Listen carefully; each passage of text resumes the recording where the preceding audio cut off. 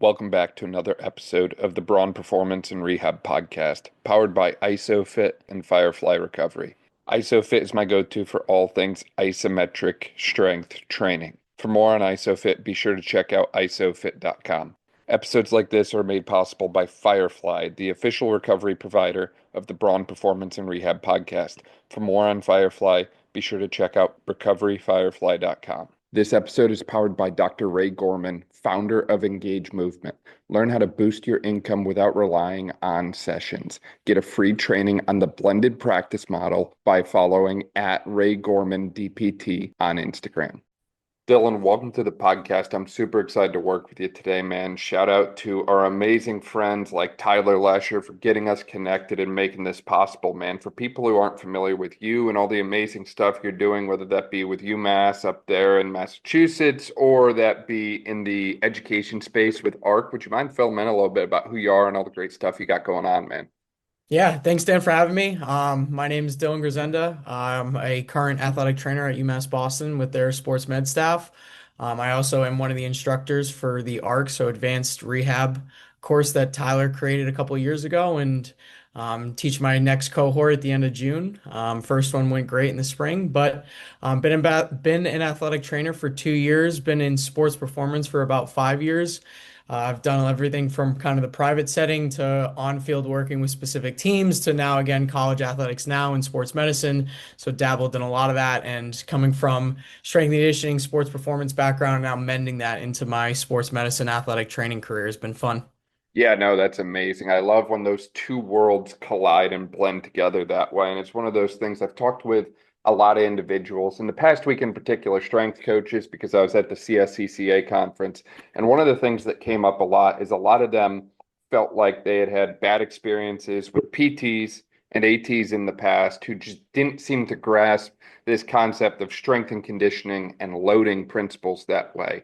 And it's one of those things that I think everyone's had a bad experience with any kind of profession. I don't care if it's a chiro, PT, AT. None of us are perfect by any means that way. And I'm not going to claim to be everyone's cup of tea. But one of the things I do think comes up a lot is we need to have this importance or this understanding as rehab providers of what it means to load tissue, when you can load tissue, how you can load tissue safely, and how that criterion of loading overlaps with the healing timelines, if you will, that way. I think the days of just timeline progressions are over, and the days of, hey, we actually have to meet specific criteria in order to earn the right to progress are very much here that way. I'm curious, just on your own end that way, how did you go about initially developing your framework to kind of bring that strength and conditioning knowledge basis that you have into your work as a rehab provider that way?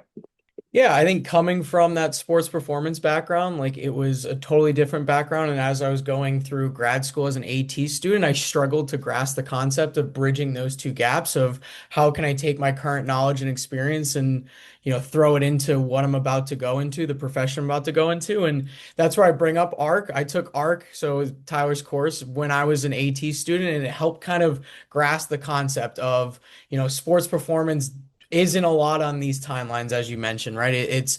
I worked a lot with one-on-ones and smaller groups, so very individualized programs that were very adapting the needs of these athletes. And then you get to school and there's a lot of timelines, there's phases, there's all of this. And it's great to understand too, but the bridge between the two, I struggled with initially. And then as you mentioned, it's loading the tissue. The word that we throw around a lot in ARC is capacity, the tissue capacity. And once I kind of saw the concepts of, what I was being taught in school and as I got into the athletic training realm and then bridging that gap. And again, under this umbrella of sports performance, it's all sports performance, whether it's a healthy athlete that's trying to get bigger, stronger, faster, or an injured athlete who's trying to get back in the field. At the end of the day, it's sports performance, and that's the approach that we need to take. And then what is the athlete capable of? What is their tissue capable of? What is their body capable of? And then working back from there and bridging the gap. When you say tissue capacity, what exactly does that mean to you, or how do you define that? If it's an injured tissue, right, that starts with our athletic training or clinician evaluation, right? That's what we're doing in our evaluation. What is the athlete capable of doing? Are they able to do active range of motion, passive range of motion? And furthermore, we're manual muscle testing. What are they capable of to what intensity? What is their pain tolerance? We're understanding all of that in our evaluation. And then furthermore, bridging that to, right, sports analytics is huge right now. We're using jump mats. Those are all different lasers. All of those are different attributes or different technology to, then further test what the athlete is capable of. And again, that's why we're taking baseline testing. Data analytics is huge right now, and it's something that I think both professions, both sports performance, athletic training, sports medicine, can utilize to work together to, again, better understand where this capacity is.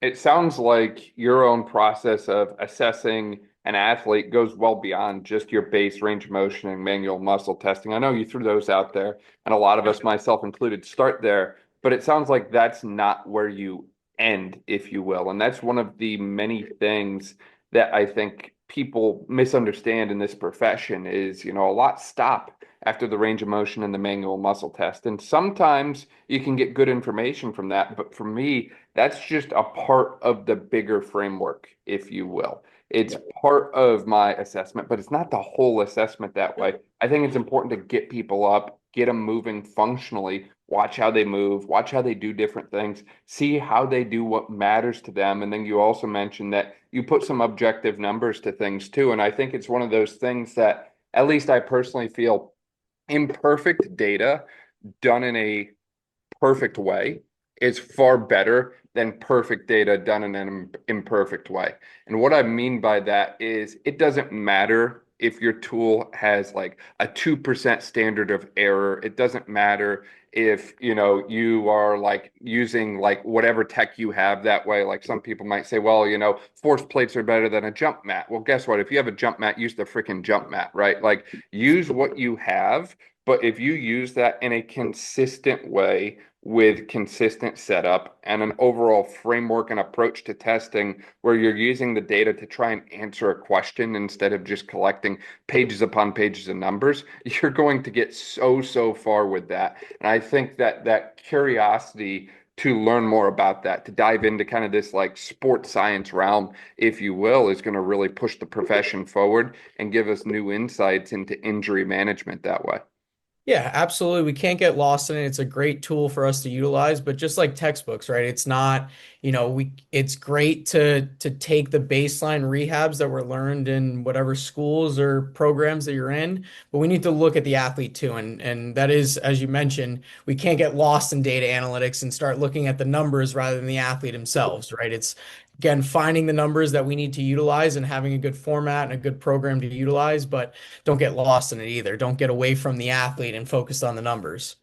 Exactly. Now, how have you gone about educating yourself to bring those sports science things into your own clinical practice? Because this is a emerging area I see in the clinical practice, yet a lot of providers get overwhelmed by it early on. There's a lot of different turns you can take with it, obviously, a lot of numbers, a lot of data, a lot of new tests coming out all the time. How do you kind of navigate that roadmap for yourself?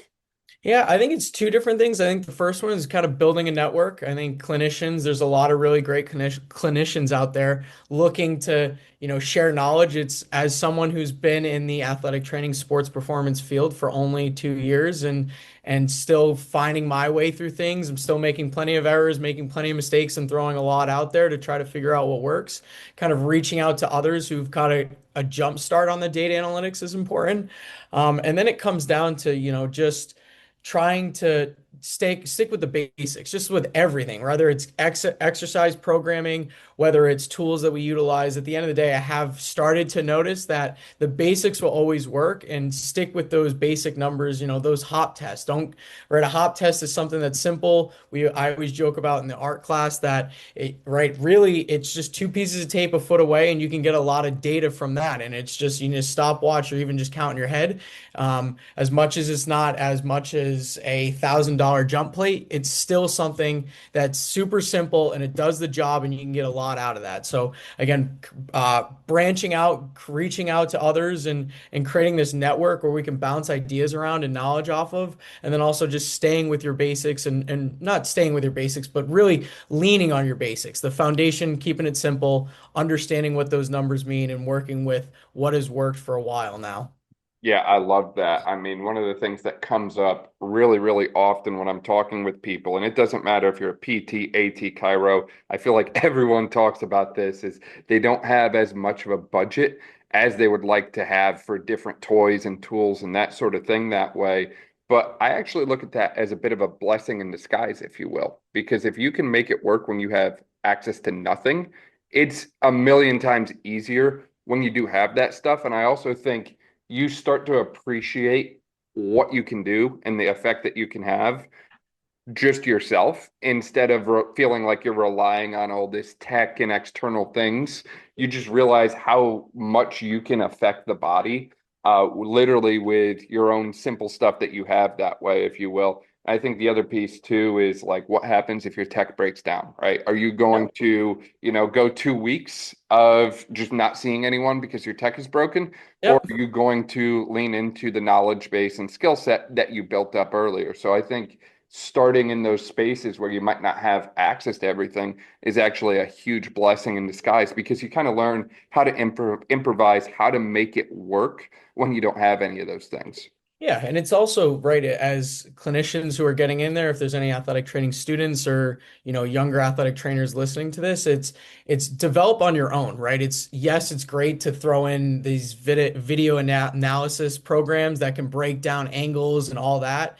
But it's also, I've always enjoyed watching, clinicians who have been in the field for 10 years take a video on their iPhone and break it down on their own, right? They don't need that. Now that stuff is a tool and it's helpful, but also just having the knowledge on your own to be able to use your cell phone, take a video, slow it down and break it down on your own is important too.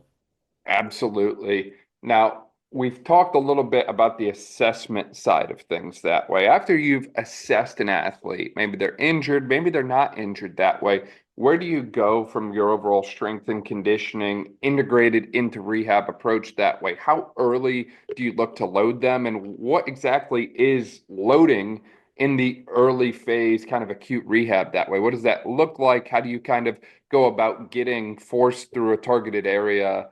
When their overall capacity might be a little bit lower, if you will. Yeah, I think again having a good evaluation process where like for something like an ankle, if they're, making it past manual muscle testing, no special tests are giving any red flags, that hopping and jumping during the evaluation process is huge because then that kind of sets the rehab up. If they can do a double leg hop, but they struggle to do a single leg hop, then I know my rehab is working immediately on progressing from double leg to single leg and progressing the amount of volume that they can handle with that. Same thing, it's developing this clinician experience of with manual muscle tests, you're kind of getting a feel hands-on of like what capacity you can load in different directions and angles, and then how that carries over to the rehab exercises that you like to choose. But again, having a good rehab process that, really goes in depth and it's not this all or nothing, right? It's all right, I do hands-on that traditional evaluation and you do a couple functional hops and then I'm sending you back out to a 2 hour practice in which you're running, jumping, cutting. It's hopping should be in it. Okay, they passed the hopping. Now we're progressing functionally to, can you give me high knees in a straight line? Can you do A skips? Okay, you can do that. Can you give me a sprint forward? Okay, you can do that. Can you give me a lateral shuffle? Can you shuffle in diagonals? And that should be part of your evaluation process, and you're going through like, okay, we could run in a straight line, but changing direction was tough. Okay, we're going to do stuff in practice in which you can run in a straight line and limit the volume in that. But I know in the rehab process that that's what we're going to do. We're going to really hammer a little bit more volume straight, but really focus on change of direction. And that's going to be where we start rehab wise, because that's where it seemed like your capacity started to kind of fizzle out there. Yeah, it sounds like you take what I would call a little bit of a vector specific approach. And I think this is so overlooked and not discussed enough. Bo Sandoval brought it up in a past podcast episode we did in the fall. And I think it's one of those things that can be so powerful in your work as a rehab provider. It's beyond just, is it strong and can it move? It's a matter of what planes is it strong in? And does that change when we change the speed of the contraction or the type of contraction, if you will? And I'll give an example of that. A lot of people will do this like bent knee calf raise thing, Yep. and a lot of people critique it because they feel like there's not enough actual stimulus to get load through the soleus. However, I notice, at least in my own personal practice, a lot of athletes struggle immensely with the eccentric of that. Concentrically, yeah, they can display force all day long, but they lack the eccentric capacity. And I know that because as soon as they start to lower their heel, if I make them go slow and controlled, their whole leg starts Yep. quaking uncontrollably, right? We've all seen that before. And it's Yep. like just kind of like that visual test where it's like, hey, yes, it's a sagittal plane motion. Yes, they might be quote unquote strong based on a Mhm. manual muscle test, but clearly we're lacking some kind of quality here. And I Yep. need to build that quality up. And I'm not going to build that quality up if all I'm doing is concentric output focused straight leg calf raises or something along those lines. I have to be more specific. What position, what vector, what type of contraction, and so on from there. I think the more you just try to peel the layers back, the Yep. less likely you are to miss stuff in your assessment, one, and two, the better your programming is going to be. My programming looks very different for every athlete that I work with. It's very individualized because they all have specific things that they need that are a little different than the other one. And it might be, the same kind of overall like skeleton of program, but there's little things that are different, whether that be the tempo that they're using to do the exercise, the actual volume of the exercise, like sets, reps, and so on that way. Whatever it is, there's little things that differ from one athlete to the next. Absolutely. It's providing that best patient care that we can. And that's what's important. You see the athlete for who they are. That's what it's all about, man. You have to treat people as people at the end of the day. So it sounds like a lot of your initial framework is really diving into what vector or what specific qualities does that athlete need, and then how do I go about giving them that specific quality. I know a lot of ATs are going to listen to this and they're going to say, well, I'm limited on time or I'm limited on equipment. So what do you do from your own strength and conditioning kind of implementation into this rehab side, if you will, if you are short on time with your athlete, or if you don't have access to all the equipment that you might want to have in your AT room that way, how do you still kind of what I call ball on a budget, if you will? Yeah, I think organization is key. Everyone jokes I carry around a notebook that has like all the programs for the day, but that's, I enjoy what I do and it's, after work and on my train ride into work every day, like writing down what I want these athletes to do. And it gets modified. There are times where I write, 6 exercises and the athlete comes in and I'm only, they're like, I'm only in here for 15 minutes before I got to scoot off to class. All right, we bump it down to these 4. But I think being organized is huge. Coming from that, strength and conditioning, sports performance, programming is something we would sit down and have a 2-hour meeting about what do we want to program these athletes for the next 6 weeks.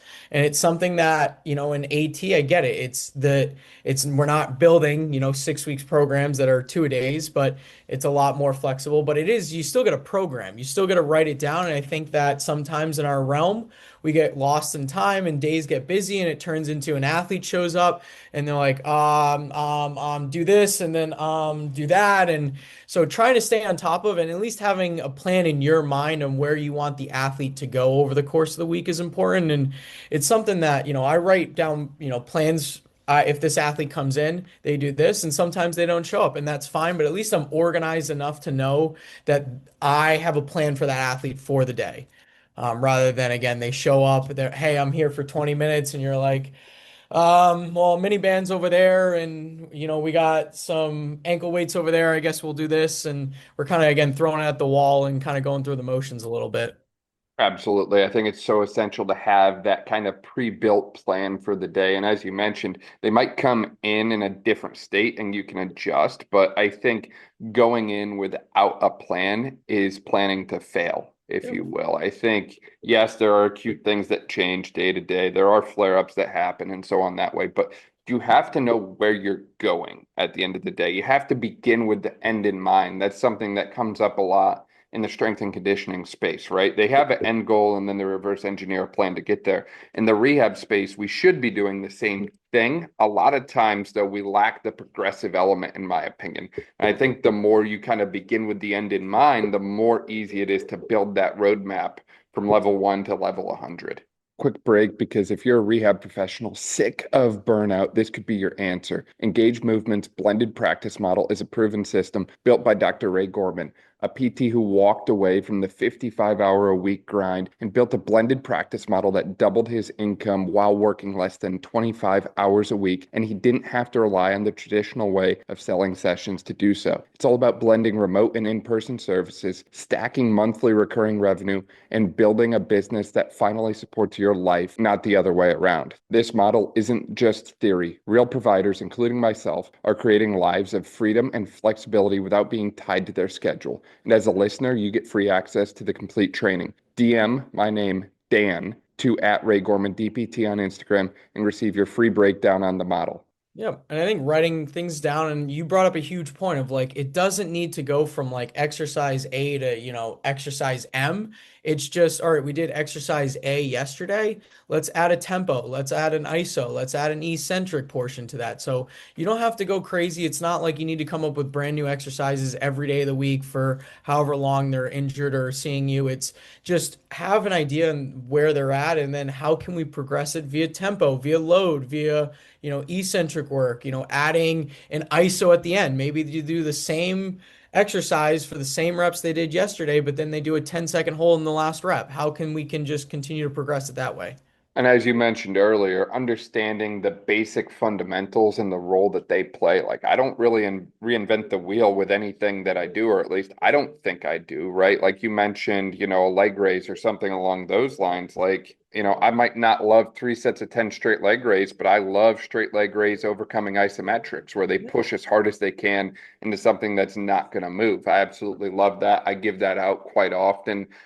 There's a lot of different ways to program the same thing, like you mentioned. And I think sometimes it's just your willingness to take those basic fundamental things and play around with them and manipulate small little variables that go into them. Like you mentioned, a lot of them, I would say the other thing I'll play around with is the overall positioning of other joints, right? So take your straight leg raise again, the external rotation versus internal rotation, small differences. I would say I'll also have people sit upright, so bring their trunk closer to their leg. I'll also have people kind of bring their opposite knee towards their chest. There's a lot of different ways you can modify that to kind of progress it and regress it. And I think you get a lot of skill and success in your rehab provision by learning what is level one and what is level 100 and every level in between. Yep. All these basic fundamental things. Like even if it's just a straight leg raise, again, going back to that example, probably beating a dead horse here, but take your notebook like Dylon has, go in there and write out, basic straight leg raise, and then write out the craziest progression of it you can think of, one that you might not even be able to do yourself, and then fill in the gaps from there and go to town. That kind of stuff makes you so much more successful in prescribing exercise as a rehab provider, in my opinion. Yep, absolutely. Absolutely. And you mentioned earlier that the AT, in my opinion, also has a role just beyond injury management and more also in return to sport decision making, in addition to helping in the performance kind of umbrella, if you will, keeping the athletes performing at the level that they want to be at, even if they're not injured that way. What's your approach, or how does your loading parameters change when athletes do get towards that late stage, end stage of your rehab progression that way? And how do you kind of integrate that in with the existing strength and conditioning work that they're already doing? Yeah, I think having good communication, but it's also that sport specific. That's like my favorite stuff is that late stage, right? Because a big part of it is yes, their body is physically, recovered and developed and getting to the capacity that they need to be, but then mentally they're an athlete and there's a huge mental component to, all right, there's, challenging exercises in the AT room or in, the gym or in the weight room to actually doing their sport. And if you can get them on the field, and again, that's might be just generic ladder work, it might just be, going through running form or just getting out there and doing some exercises, but that's like a huge component as well. And it's part of my job that I enjoy the most is getting out in the field and competing a little bit against the athletes and doing these, drills that they would be doing and maybe at 50% to start with and low volume. But again, that's like the fun part of the job is being creative on the field as well and bridging that late stage gap of getting these athletes to be back to, the athletic capability that they've worked so hard to achieve.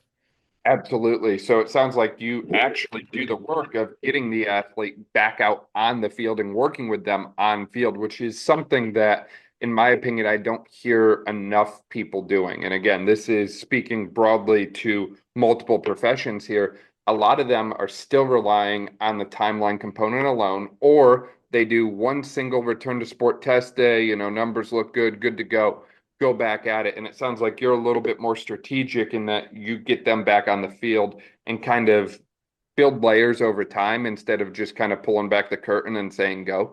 Yeah, it's not all or nothing, right? There's return to play and then there's return to, competing at 100%. Just because an athlete is able to get through a practice, are they competing at, let's say if the championship game's the next day, competing at the best percentage and the best capability that they are at? And there's a huge difference between those two layers right there. So it's understanding, again, it's not an all or nothing. It's this communication is going to be huge and it always is a huge thing. But for me, talking with the coaches of like, all right, it's not all or nothing on practice. Someone who's returning or newly returned to practice and return to game of they'll do this drill, they'll do this drill. I think this might be a little bit too much for them, maybe mentally, maybe physically, who knows, maybe volume wise. But, they'll do this drill, they'll do this drill. During this drill, they'll come over to me, they'll work on shooting. It's also for us as clinicians being learning about sports in general, right? It was someone that when I started working at a gym, Athletes Acceleration and North Attleboro, is I learned so much about running form, about building up and working that movement side of running form, breaking down what sprinting looks like and from ankle, knees, hips, all of that. And I learned so much. And right this weekend, I'm working with women's tennis, a sport that I normally don't work with and haven't worked with a lot, but I'm asking so many questions about the rules, the lingo, all of that's to just be, again, this is all things that I can utilize. So if I work with an athlete, a women's tennis athlete, and they have a practice and I'm given a practice plan, I don't know what nothing means. I know what this means. I know what that means. I know the demands of this. It's also understanding this, the layers of sports and being around athletics. Absolutely. It's not as simple as, again, going back to that example before, it is not just, well, 9 months have passed, you passed your biodex and some hop testing, you're good to go. There's so much more to it than that. And I think this is the kind of thing that will separate what I talked about initially, where people say, well, I had a bad experience with this provider. Again, very agnostic in what provider it is, PT, AT, chiro, whatever. If you get to this point and you say, well, it's good enough, or you say, well, I think it's good, I'm just going to let them go and hope for the best. The spray and pray approach really does not work here. And I think your ability to take those extra steps and bridge the gap between, as you mentioned, return to play clearance and return to desired level of performance can really make or break your success and the athlete's success, Mhm. right? A lot of athletes go back, they start playing, and they just don't feel right, or they're not performing at the level that they want, whatever it is.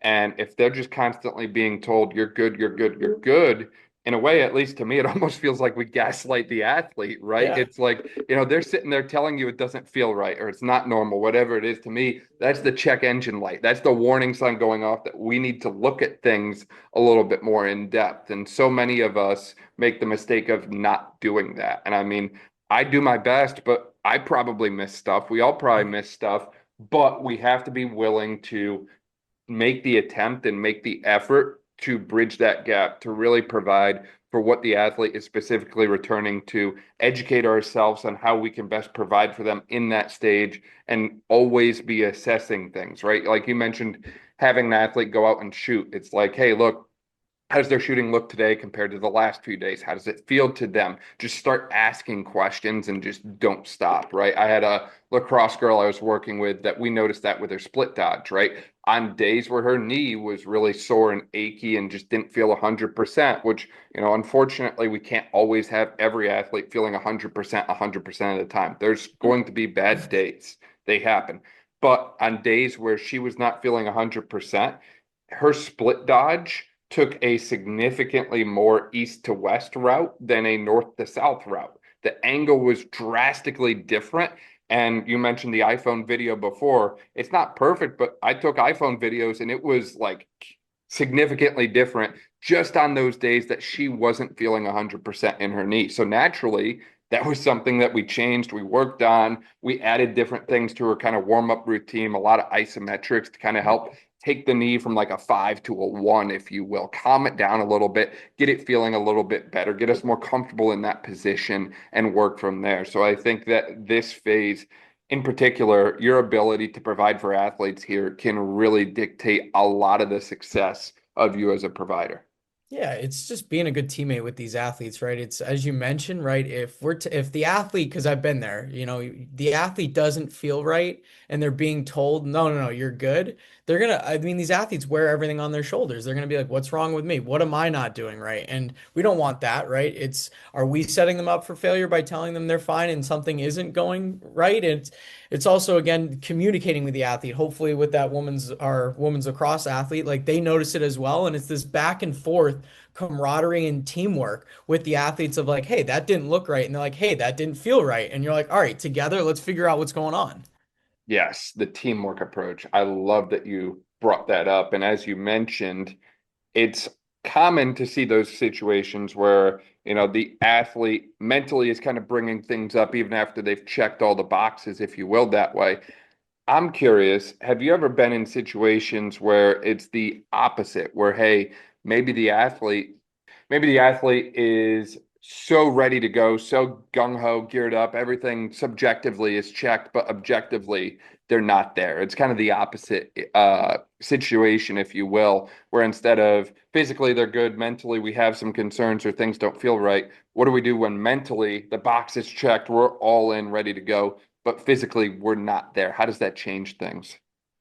Yeah, I think this is where like it's so much you got to have, do what you can, use your networks. Right when I graduated school, I worked with two ACL patients. One of them was on the earlier clearance side, like we're talking real soon.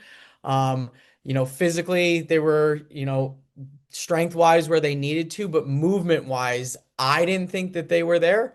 And that's where again you have kind of objective analytics of we used an iPhone, we broke down some stuff, we did some hop tests, other hop tests, and it was okay. We see some discrepancies, and it was easier to talk with the athlete. I'm like, hey, maybe we give this one more month of really rebuilding, or not rebuilding, but building the foundation movement wise where we need to before we send you out into a game.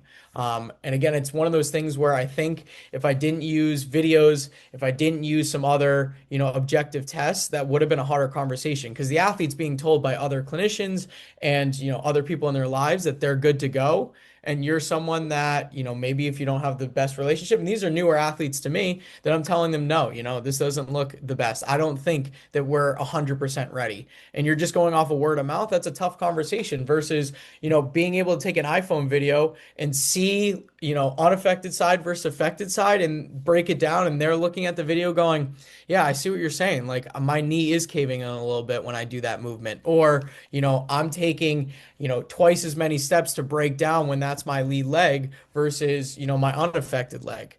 So that is where data analytics makes some of these conversations and some of this, technology allows these conversations to be a little bit better, or even just testing makes these conversations a little bit easier. But find out what the athlete's feeling, find where they're at, find where they want to be, and also don't just go off a word of mouth. Like give them something to work off of too. Don't just say, I'm the dictator of whether you're playing or not, or I'm the dictator of your future, do as I say. Like, use all of these tools that we to have a good conversation with these athletes. Yeah, make it one of those conversations that everyone is at the table for. Yeah. Not just you steering the ship, but as you mentioned, invite the athlete to it. Also invite the other stakeholders, right? Like I think it's best when it's a team decision on return or a team decision of what to do instead of just one person having all that weight on their shoulders, right? Hey, get strength coach involved, Yep. get team doc involved, get everyone involved that way because it's possible one person misses something.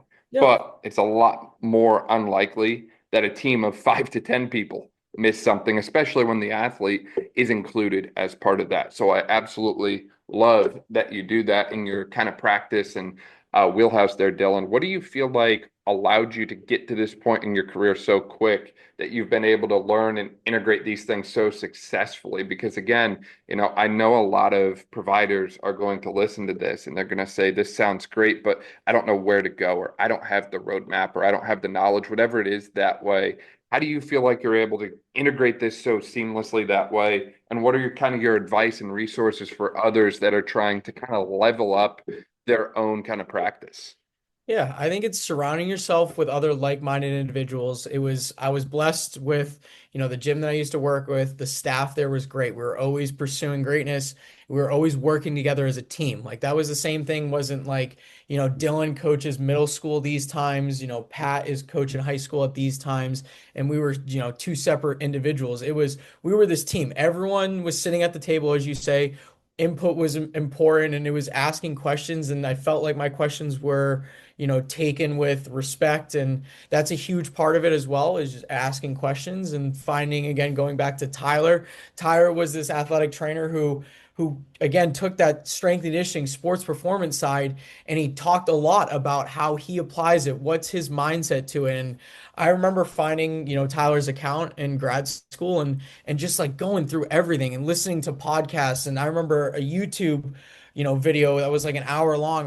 Like watched and wrote down, notes about that talk for like 3 times, like just seeing where his head was at and how he approached things. And then, mentors. I had to go up a bunch of really good preceptors through grad school, and the network that branched out to. It's in my opinion, sports performance is a lot of ambitious individuals who are really looking to work alongside with other individuals. And there's very few times on LinkedIn, social media, that I've reached out to someone, a total stranger, and been like, "Hey, I saw that you posted about this. What's your thought on this? Or why did you do this? Or why do you do this?" And anyone's been rude about it or even ignores it. Usually, I get very respectful answers, and people looking, and okay with me picking their brain. And even some people are like, yeah, let's get on the phone and let's chat about it. So don't be afraid. It's, admitting when you don't know something, admitting that, when you're wrong, or you're not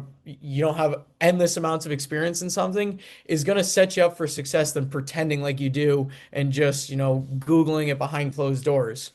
Oh my goodness. I love that you brought up the Googling it behind closed doors. It's one of those things that I think as I was first coming out of school, like I thought, oh, well, school taught me I can practice autonomy and autonom I can practice independently and I can kind of like, do all these things, do it all myself. I've got all this knowledge. I've got, all these degrees and whatnot. I'm ready to go. And it took less than a month to realize like, oh shoot, I don't know nearly as much as I thought I did. And as you mentioned, the networking effect was so much more impactful to me than the Googling effect. And I'll be honest, I hate Googling stuff. Like I really don't want to like have to sit there and sort through the weeds of what's good and what's not good. And I think having that network and a robust like group of people around you to offer their insights and perspectives, especially when those people come from a diverse array of backgrounds that way, makes your own clinical practice significantly more impactful. And I think, as you mentioned, being high in respect but low in ego Yep. enough to admit when you come up short, enough to admit when you still have more to learn. I think the more open and honest you are about those things, the better it goes for everyone, right? I don't think anyone's expectation, at least I've never seen it on a job hiring, is must have it 100% together 100% of the time and get everything 100% right always. I've Yep. never seen that. But if you do come up short and you don't own it, you come up short and you don't communicate it with others and talk about how you're going to strategically learn from it so it doesn't happen again, those conversations go a much different way. So understanding that as long as you're high in respect, low in ego, and always humble enough to look for what else you can do to learn, but also provide value to others, you're going to be successful in your career, regardless of what profession you're in. Yeah, it's understanding the why, right? When you Google something, you're really not getting the why behind it. And right, we're given great textbooks through AT school. But I remember the first time that, a major injury, I got the rehab in the textbook right here, but the timeline isn't adding up. This athlete's on this month and it says that they should be good for this, but what's going on? Like, then what do we do? Right? That textbook's great when the timeline goes as planned, but as you mentioned, right? This athlete's on month 5, and then they said on month 5 in the textbook that this is where they should be. What do we do now? Because we don't have the why. It's written out there and it's a good foundation, but understanding the why of they should be doing this exercises because of this reason or because of this state is huge. It's the most important part of it all. Right, and understanding that the textbook might have been written 5 to 10 years ago, and the rate at which knowledge is coming out is significantly faster than that, right? Like we still say 9 to 12 months for ACL, for example. And I always say, I'd rather start saying 12 months because athletes hear the 9 and they just stop there and it magically has to be good to go by 9. Yep. We're seeing research come out now that the bony element of healing following an ACL injury, right? The impact of the injury itself, in addition to drilling tunnels, might take up to 2 years Yep. to actually return to prior level of strength in some of these athletes. So, we've been saying 9 to 12 months, but it might need to be longer for certain ones just from a bony side of things. And they might not love to hear that, but our knowledge of these injuries is evolving and expanding. So as a result, our own rehab approach needs to evolve and expand. We have to stay up to date, and no one can stay up to date with every single study that comes out every day because it's just too much information. But again, I think leaning into the network of people that you know and doing your best effort to stay up to date with the changing times and understanding how does that change? How does that impact my work as a rehab provider? Because people read studies and it's like, oh, cool, great, Mhm. nothing changes. It's better when you read it, understand it, and then say, here's what I'm going to do about it. Or maybe it just reaffirms what you've been doing so far, and it doesn't change anything per se. It just reinforces the actions you've been taking, even better, right? Now you have additional kind of leg to stand on as far as why you do what you do. So always learning, always looking for more, asking yourself, hey, can I change what I do? Is it all good to go? And again, I know we talk about the strength and conditioning side of this, but in reality, these are things that can apply to really any profession, right? A lot of ATs I talk with, PTs even have some kind of like side hustle endeavors now. And if that's you, great. But if Mhm. you take these principles that we've discussed, you're going to be successful in any of them, whatever they are. Yep, it's all sports performance. I think when I was able to understand that we're all sports performance coaches, from coaches on the sideline to PTs to ATs to strength and conditioning coaches, we're all trying to get these athletes to perform at the best level. It makes it easier to connect. It makes it easier to work together. It makes it easier to look at each other as a team. Absolutely, Dylan. I feel like we could probably talk about these kind of things and just the overall high performance approach to rehab all day long that way. Is there anything we missed as we were chatting or anything else you want to bring up? I don't think so. I think this was a good kind of conversation about a little bit of everything. I think, individuals can hopefully take what we talked about and kind of dive into more on whatever kind of caught their attention. But it's as you mentioned, it especially I'll talk for athletic training. Athletic training is in a really good position. I think that the future is exciting. It can be exciting. I know it's an industry in which it hasn't really found fully what, its persona yet, but hopefully, any younger ATs and AT students listening, or soon to be future AT students, kind of go in with an ambitious mind that it's more than just what it was a decade or 2 decades ago. And it's exciting to see where it's going to go and the clinicians that come out of it. Absolutely. Absolutely, man. I couldn't agree more. For people who want to find out more about you and maybe they want to find out more about the ARC that way, where can they find you at? They can social media, so Instagram, which is just my first name, Dylon, last name Grzenda, 7. I public, so feel free to shoot me a message.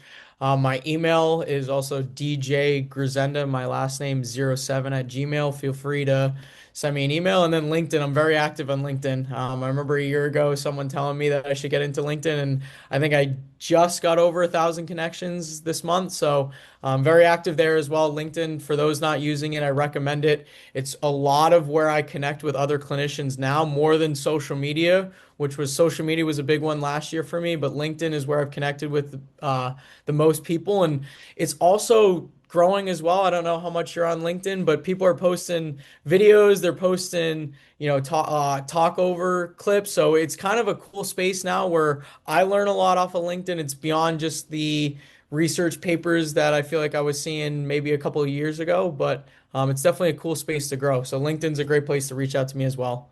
Absolutely. I love that. We'll link to all of that in the description below as well. That way, if you didn't quite catch that, you can just click there and see that and see everything Dylan is up to and learn more about the arc that we referenced a few times here.